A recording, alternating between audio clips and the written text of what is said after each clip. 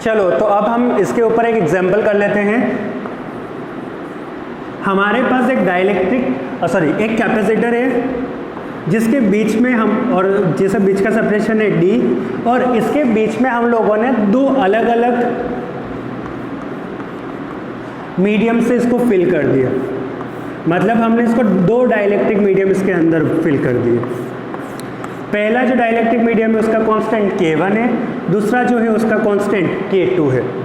यहाँ से यहाँ तक का जो डिस्टेंस है वो D1 है, और जो सेकेंड है उसका जो डिस्टेंस है वो है D2। अपने को फाइंड करना है इसका कैपेसिटी कितना होगा और कैपेसिटेंस कितना होगा। Find capacitance.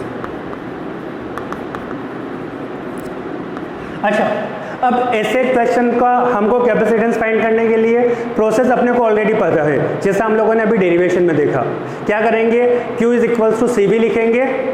करते हैं, चलो सॉल्यूशन। पहली स्टेप क्या लिखना है अपने को, Q is equals to CV। Second V find करेंगे यहाँ पे।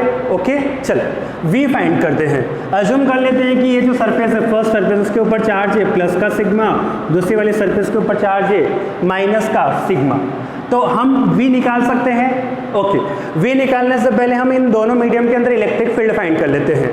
सो इलेक्ट्रिक फील्ड पहले वाले मीडियम के अंदर कितनी होगी बता दें जल्दी से। So E1 will be equal to E of air divided by K, E of air divided by K1। और एयर की इलेक्ट्रिक फील्ड कितनी है वो हम लोगों ने निकाला था, E of air will be equal to sigma upon epsilon naught. जितनी एक पैरेलल प्लेट कैपेसिटर के बीच में इलेक्ट्रिक फील्ड होती है without dielectric. Okay, E1 E2 कितनी होगी बता दो। क्या E2 हमारे लिए हो जाएगी E of air divided by K2। यहाँ तक मेरे ख्याल से किसी को कोई भी प्रॉब्लम नहीं है। अब आगे हम लोग पोटेंशियल लिखते हैं। So V is equals to, potential कैसे लिखते हैं हम लोग, इलेक्ट्रिक फील्ड इनटू डिस्टेंस। पहला इसके लिए which is E1 into D1 plus E2 into D2। यहाँ तक ठीक। इलेक्ट्रिक फील्ड को सब्स्टिट्यूट कर देते हैं। अच्छा, एयर के टर्म में ही सब्स्टिट्यूट कर रहे हैं डायरेक्टली, तो E of air upon K1 into D1 plus E of air upon K2 into D2। अब जो कॉमन आ रहा है उन चीज़ों को कॉमन ले लिया, सिर्फ E ऑफ एयर कॉमन आ रहा है। सो D1 upon K1 plus D2 upon K2। सब अब वापस हम अपने ऊपर वाली इक्वेशन यूज करते हैं, इक्वेशन 1, इक्वेशन 2, पोटेंशियल निकाल लिया, सब्स्टिट्यूट करो। सो Q को हम लोग लिख सकते हैं Q is equals to sigma into A। So sigma into A is equals to C into V जो हमने निकाला, E ऑफ एयर। अच्छा, E ऑफ एयर की जगह भी हम इसका वैल्यू सब्स्टिट्यूट कर देते हैं। Sigma upon epsilon not into D1 upon K1 plus D2 upon K2। I think so यहाँ तक सब लोगों को मेरे साथ साथ चल रहे हैं। हमने यहाँ पे क्या क्या चीज़ें सब्स्टिट्यूट कर दी, E ऑफ एयर का वैल्यू यहाँ से निकाल के Q is equals to CV। Cancel कर देते हैं, जो टर्म कैंसिल हो रहा है। देख यहाँ से कैपेसिटेंस कितना आया हमारा, कैपेसिटेंस आया C, इसको राइट में लिख लेते हैं, C is equals to A epsilon naught upon D1 upon K1 plus D2 upon K2। Okay, ये हमारा कैपेसिटी निकल के आया इस सिस्टम के लिए। अगर हमको क्वेश्चन पूछा गया है तो हमारा क्वेश्चन यहीं पे फिनिश हो गया। अब इसको थोड़ा और हम लोग सिंप्लीफाई करते हैं। बेसिकली अगर अपने को जेईई या नीट में क्वेश्चन पूछा है तो हम इस तरीके से इसको कभी सॉल्व नहीं करेंगे। अगर हम अब यहाँ पे एक चीज़ देखें, देख यहाँ पे मैं क्या कर रहा हूँ, इसको रेसिप्रोकल कर रहा हूँ। तो राइट हैंड साइड में, सॉरी लेफ्ट हैंड साइड में बचेगा 1/c। क्या होगा, 1/c। लेफ्ट हैंड साइड में देख क्या होगा मेरे लिए, D1 upon K1 plus D2 upon K2 divided by A into epsilon naught. इसको हम रीअरेंज करते हैं। So 1/c is equals to 1 upon A epsilon naught D1 upon K1 plus D2 upon K2। अब मैं क्या कर रहा हूँ, इसका मल्टीप्लाई कर रहा हूँ अंदर की तरफ, ए एप्सिलॉन नॉट को अंदर की तरफ मल्टीप्लाई कर रहा हूँ। थोड़ा लेफ्ट वाला मैं पार्ट मिटा रहा हूँ, नोट कर लो इसको जल्दी से पहले। चलो चल देख, अब इसको अंदर की तरफ मल्टीप्लाई करेंगे तो हमारी इक्वेशन क्या बनेगी, 1/c इज इक्वल्स टू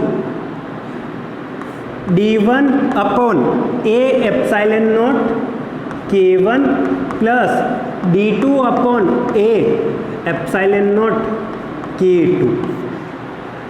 क्या तुझे ये चीज़ कुछ दिख रही है? ये चीज़ क्या लिखी गई है, ध्यान से देख इसको। ये तुझे लिखा गया है, अगर यहाँ पे सिर्फ इतना सा बड़ा एक कैपेसिटर होता, एक कैपेसिटर होता, तो ये उसकी कैपेसिटी लिखी गई है। अगर हम इसको एक कैपेसिटर के जैसे ट्रीट करें और इसे कैपेसिटी को अगर C1 लिखें तो हम C1 को क्या लिख सकते हैं, A K1 times of A epsilon naught upon D1। अगर इसको मैं C2 दूसरा कैपेसिटर ट्रीट करूं तो इसकी कैपेसिटी को हम लोग लिख सकते हैं K2 into A epsilon naught upon D2। इन दोनों की जगह ये देख, ये तुझे 1/C1 लिखा गया है, ये 1/C2 लिखा गया है, तो 1/C is equals to 1/C1 plus 1/C2। अगर अपने को कभी भी दो डाइलेक्ट्रिक कुछ इस तरीके से रखे दिखे जिसमें उनके बीच का डिस्टेंस डिवाइड हो रहा हो या चेंज हो रहा हो, तो वहाँ पे कैपेसिटी हमारी 1/C1 प्लस 1/C2 के जैसे होती है। और हम एक बात बोल सकते हैं कि हम इस सिस्टम को दो कैपेसिटर के जैसे ट्रीट कर सकते हैं, और वो दोनों कैपेसिटर सीरीज़ में रखे हुए हैं। कैसे रखे हुए हैं, सीरीज़ में रखे हुए हैं। ओके, तो ऐसे सिस्टम को हम लोग कैसे ट्रीट कर सकते हैं, सीरीज़। ओके, तो बेसिकली अगर हम इसका डायग्राम बनाना चाहे, सर्किट बनाना चाहे, तो सर्किट कुछ ऐसा बन रहा है। दो कैपेसिटर रखे हैं C1 C2, दोनों कैसे रखे गए हैं, सीरीज में। अब इसके जैसा एक और क्वेश्चन है, उसको देखते हैं।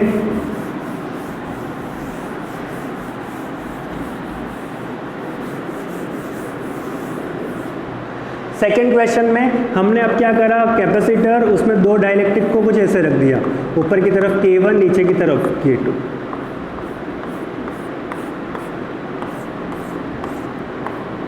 अब इसका अपने को वापस से पूछा गया है कि इसका तुम लोग कैपेसिटेंस फाइंड करो। अब पहला जो कॉम्बिनेशन था, जब जिसमें D डिवाइड होता है, डिस्टेंस डिवाइड होता है, तो वो हमारा सीरीज कॉम्बिनेशन है। यहाँ पे तुझे दिख रहा होगा दो कैपेसिटर्स रखे हुए हैं जो पैरेलल में हैं। यहाँ पे दो कैपेसिटर्स कैसे रखे हुए हैं, पैरेलल में। तो इसका जो अगर हम सर्किट डायग्राम बनाए तो वो कुछ ऐसा बनना चाहिए, बनता है। अगर हाँ, ये ऊपर वाला जिसका एरिया A1, नीचे वाला जो है उसका एरिया A2 और बीच का सेपरेशन D, पूरा का पूरा पुराना क्वेश्चन ही है। तो पहला कैपेसिटर C1 C2, क्या हम C1 C2 फाइंड कर सकते हैं? बहुत ही आसानी से फाइंड कर सकते हैं। So C1 will be equal to K1, okay, K1 times of A1 epsilon naught upon D। C2 will be equal to K2 A2 epsilon naught upon D। हम यहाँ पे एक बात बोल सकते हैं क्या, जब एरिया डिवाइड हो डाइलेक्ट्रिक मीडियम की वजह से, तो हमारे कैपेसिटर्स पैरेलल में होते हैं, हमारे कैपेसिटर पैरेलल में होते हैं। और जब बीच का डिस्टेंस डिवाइड हो तो हमारे कैपेसिटर सीरीज़ में होते हैं। हमारे कैपेसिटर्स कैसे होते हैं, सीरीज़ में। ठीक है, देख इसके जैसा अपने को एक और जो IIT में पूछा गया था, वो क्वेश्चन कुछ ऐसा था। इस एग्जाम्पल में अपने को तीन डाइलेक्ट्रिक मीडियम रखे हुए थे कुछ इस तरीके से, K1 K2 एंड K3। ये जो एरिया है ये A है, ये जो डिस्टेंस है ये D है, ये वाली जो डिस्टेंस है इसको हम लोग D/2 लिख देते हैं, ये वाली D/2। एरिया भी ये हाफ हाफ में डिवाइड हो रहा है, A/2 A/2। अपने को इसका कैपेसिटी फाइंड करना था। चलो जल्दी से तुम एक ट्राई करो, कैपेसिटी फाइंड करने के लिए कोशिश करो। चलो तो इसे कैपेसिटी फाइंड करते हैं। अब तुझे यहाँ पे दिखा होगा, यहाँ पे अपने पास तीन कैपेसिटर्स बनेंगे। कितने कैपेसिटर्स बनेंगे, तीन कैपेसिटर। पहला K1 वाला जिसको हम लोग C1 लिख देते हैं, K2 वाला जिसको हम लिख देते हैं C2, इसको लिख देते हैं C3। तुझे दिख रहा होगा C2 और C3 तो सीरीज में है और इन दोनों के पैरेलल में C1 है। तो इसका अगर हम सर्किट डायग्राम बनाए तो कैसा बनेगा? इधर की तरफ लगा हुआ C2, इसके आगे लगा हुआ है C3 और नीचे की तरफ लगा हुआ है हमारा C1। हम सबका कैपेसिटी निकाल लें। चलो सबसे पहले C1 फाइंड करते हैं। C1 will be equal to K1A। इसका एरिया कितना है प्लेट का? A/2 K epsilon naught upon D, which is इसके लिए तो D ही है। C1 इसको थोड़ा रीअरेंज कर ले जल्दी से। सो K1A epsilon naught upon 2D। C2 बता, C2 इसके लिए C2 will be equal to K2 area उसका प्लेट का हाफ एप्सिलॉन नॉट। अच्छा उसका तो डिस्टेंस भी हाफ हो गया D/2। जल्दी से इसको देख, 2 से 2 कैंसिल होगा तो ये बचेगा हमारे लिए K2 into A epsilon naught upon D। C3 भी हमारे लिए हो जाएगा सेम C2 के जैसे, मैं डायरेक्ट लिख देता हूँ K3 into A epsilon naught upon D। अब सीरीज पैरेलल कॉम्बिनेशन हम लोग सॉल्व कर चुके हैं।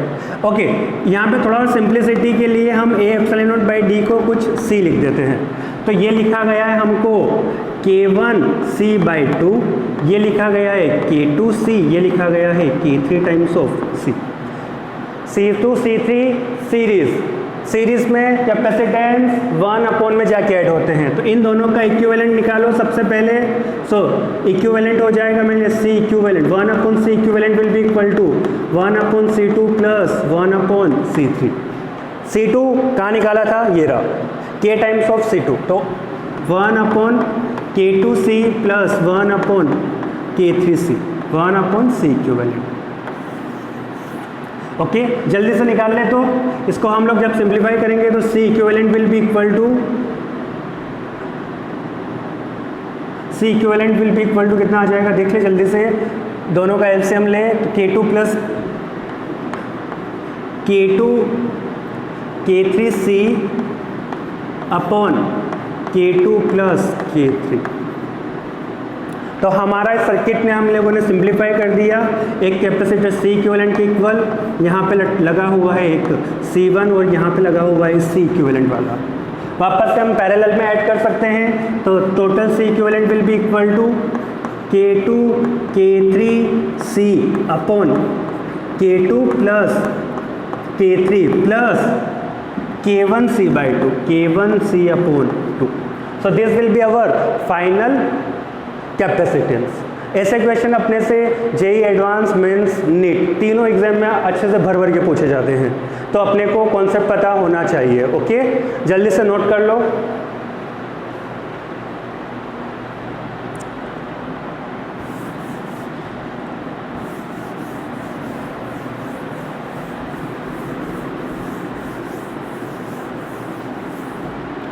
चलो, तो आज हम अपना लास्ट क्वेश्चन करते हैं। अपने को एक कैपेसिटर दिया गया है। ओके, इस कैपेसिटर को हम लोगों ने बैटरी से कनेक्ट कर दिया। ओके, जिसका पोटेंशियल है V। इस कैपेसिटर को कनेक्ट कर दिया और कैपेसिटर फुल्ली चार्ज हो चुका है। Capacitor is fully charge. और कैपेसिटर फुल्ली चार्ज होने के बाद हम लोगों ने बैटरी को हटा दिया। Okay, and disconnected to the battery. अब हम क्या कर रहे हैं, इस कैपेसिटर के इनसाइड में डाइलेक्ट्रिक मीडियम डाल रहे हैं। Okay, now dielectric medium is inserted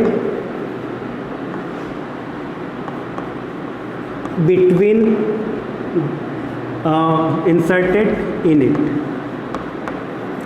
find, अपने को क्या क्या चीज़ें फाइंड करनी है? पहली चीज़ find, first thing electric field और ratio of E initial divided by E final.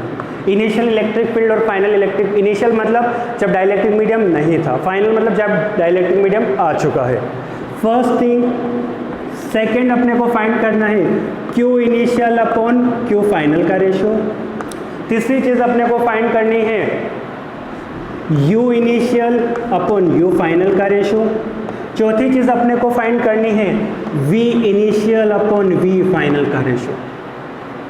अपने को कैपेसिटर फुली चार्ज है, डिसकनेक्ट कर दिया, डाइलेक्ट्रिक मीडियम जिसका कांस्टेंट के ले लेते हैं हम लोग, जिसका डाइलेक्ट्रिक कांस्टेंट के है। ओके, चलो जल्दी से सारी चीज़ें फाइंड करते हैं। जब ओके इनिशियली फाइनली, इसके अंदर हमने डाइलेक्ट्रिक मीडियम डाल दिया। ओके, चलो अब जब इनिशियली चार्ज हो गया तो इसके ऊपर चार्ज आ गया क्यू क्यू। जब हमने बैटरी से डिसकनेक्ट कर दिया तो क्या उसका, जब हम डाइलेक्ट्रिक मीडियम इंसर्ट करेंगे तो क्या चार्ज चेंज होगा? नहीं होगा। क्यों? Charge is a conserved quantity. Battery से डिसकनेक्टेड है तो चार्ज कहीं पे जा ही नहीं सकता, तो प्लेट के ऊपर चार्ज तो हमारा सेम ही रहने वाला है। पहला क्वेश्चन, इलेक्ट्रिक फील्ड फाइंड करते हैं। सो इनिशियल इलेक्ट्रिक फील्ड कितना होगा बता? Sigma upon epsilon naught. Final electric field कितना होगा? अच्छा, चार्ज नहीं होगा, चार्ज डेंसिटी भी चेंज नहीं होगी, ध्यान रखना। Sigma minus sigma, sigma minus sigma. Charge density change नहीं हुई। फाइनल इलेक्ट्रिक फील्ड बता कितना हो जाएगा? क्या वो हमारे लिए ई एयर डिवाइडेड बाई के हो जाएगा? एयर का electric field sigma upon K times of final electric field कितना हो जाएगा? Sigma upon K times of electric field. बात ठीक है? ई एयर डिवाइडेड बाई के हम अभी देखे हैं हम। ओके, बता दोनों का रेशो, दोनों का रेशो लेंगे, वो काम तुम कर लेना। सेकेंड चीज़, चार्ज, इनिशियल चार्ज क्यू के इक्वल, क्यू इनिशियल हमारे लिए क्यू है, क्यू फाइनल भी हमारे लिए क्यू है। चार्ज का ratio 1। Potential energy, potential energy, अच्छा यहाँ पे हम लोग पोटेंशियल एनर्जी को क्यू स्क्वायर अपॉन 2 से लिखना चाहिए या और हाफ सी वी स्क्वायर लिखना चाहिए। क्यू स्क्वायर अपॉन 2c, क्यों? क्योंकि चार्ज कांस्टेंट है, तो चार्ज कांस्टेंट है तो सिर्फ चेंज क्या होगी? कैपेसिटी। c जैसे चेंज होगा वैसा हमारा पोटेंशियल एनर्जी चेंज होगा। ओके, चल कर दो जल्दी से। सो u इनिशियल कितना आएगा हमारे लिए? Half C V square, sorry not, गलत बोल दिया, Q square by C. Final potential energy कितनी आ जाएगी बता दे? चार्ज तो सेम है, कैपेसिटी के टाइम्स इंक्रीज होगी, so Q square upon 2kc। अब हमारा लास्ट पार्ट, पोटेंशियल। पोटेंशियल कैसे फाइंड करेंगे हम? पोटेंशियल कैसे फाइंड करेंगे? अच्छा, इलेक्ट्रिक फील्ड पता है तो हम पोटेंशियल निकाल सकते हैं, या फिर हम Q is equals to C V use कर लो, सबसे अच्छा। Q is equals to C V initially, बता V is equals to Q upon C. So V initial मिलेगा अपने को Q upon C, V final कितना मिल जाएगा? Q upon K times of C.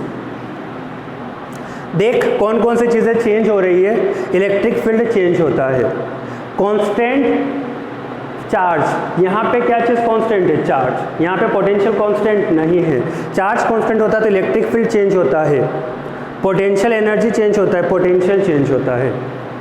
Okay, जल्दी से उतार लो इस क्वेश्चन को।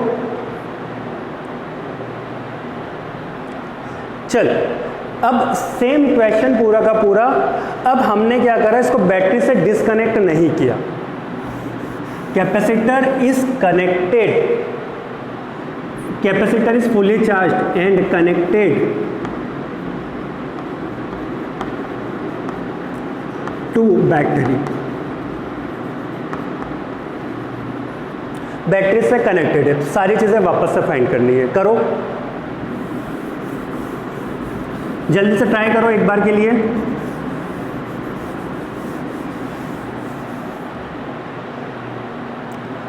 चलो तो सॉल्व करते हैं। वापस हम अपना इनिशियल लिख देते हैं इधर की तरफ, फाइनल।